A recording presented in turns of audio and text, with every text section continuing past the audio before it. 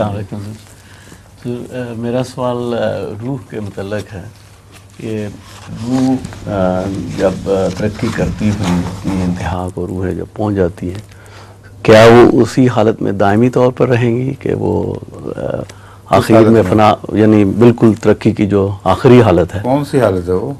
یہی جو آخری سٹیج ہے، بتائیں تو صحیح کون سی ہے؟ آپ نے کیا معین کی ہوئی ہے تبھی تو آپ سوال کر رہے ہیں؟ یہ آخری سٹیج کون سی ہے وہ یہ میں سوچ رہا تھا کہ اللہ تعالیٰ کی جو صفت میں ایک یہ ہے کہ واحد ہے، اللہ تعالیٰ اکیلا ہے، تو کیا وہ روحیں جب آخری سٹیج میں پہنچ جائیں گی تو وہ فنا ہو جائیں گی اور اللہ تعالیٰ صرف رہ جائے گا، یا وہ شامل ہو جائیں گی یا کیا اللہ تعالیٰ میں، یا کیسے؟ ہاں جی، آخری سٹیج تو مجھے سمجھ نہیں آ رہی۔ روح کی ترقی جی کس سمت میں ہے؟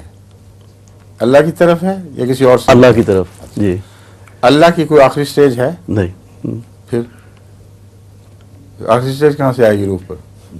پھر وہ دائمی رہیں گی، دائمی ترقی کریں گی جی، ایک لامتناہی اچھا، اعلیٰ وجود کی طرف، جی جی جو لامتناہی ہے، جی سمجھے؟ جی جی اس کے دونوں کنارے زمانے کے لحاظ سے بھی لامتناہی ہیں، جی ازل اور ابد، جی ان کا کوئی کنارہ نہیں۔ جی اس کی صفات لطیف در لطیف ہوتی چلی جاتی ہیں بالکل، اور باریک در باریک مضامین اپنے بالکل، اندر رکھتی ہیں، جی جب تک وہاں تک انسان کا تصور نہ پہنچے وہ کھلتی نہیں آنکھوں کے جی سامنے۔ بالکل بالکل، اس لیے کوئی شخص بھی یہ دعویٰ کر ہی نہیں سکتا کہ میں درجہ کمال تک پہنچ گیا ہوں، بالکل، اور آخری منزل کا جو تصور ہے یہ محض فلسفیانہ ایک چوچلا ہے، اس سے زیادہ اس کی کوئی حیثیت نہیں۔ میں نے پہلے بھی ایک دفعہ حضرت مسلم موعود کا بلکہ شاید کئی دفعہ بیان کیا ہو، واقعہ بیان کیا تھا کہ ایک صوفی منش انسان جو سمجھتا تھا کہ میں بہت ہی پہنچا ہوا ہوں اور کسی کو میرے سامنے ٹھہرنے کی توفیق نہیں ملتی، وہ قادیان پہنچ گیا، اور حضرت مسلم موعود اس وقت مجلس میں بیٹھے ہوئے تھے، سوال و جواب کی مجلس جو لگا کرتی ہے۔ اس نے آتے ہی آگے سوال کیا کہ مجھے یہ بتایا جائے کہ ایک شخص اگر کشتی میں سفر کر رہا ہو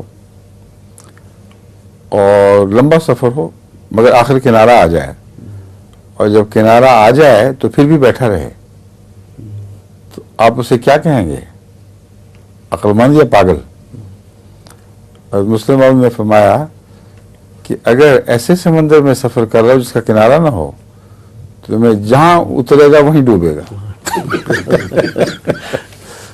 کتنا لمبا سفر کر جائے وہی غرق ہو جائے گا۔ ایسا خاموش ہوا اس کے بعد اگلا سوال ہی نہیں کر سکا۔ تو اللہ تعالیٰ قرآن کریم میں یہ محاورہ استعمال کرتا ہے کہ فی اللہ سفر،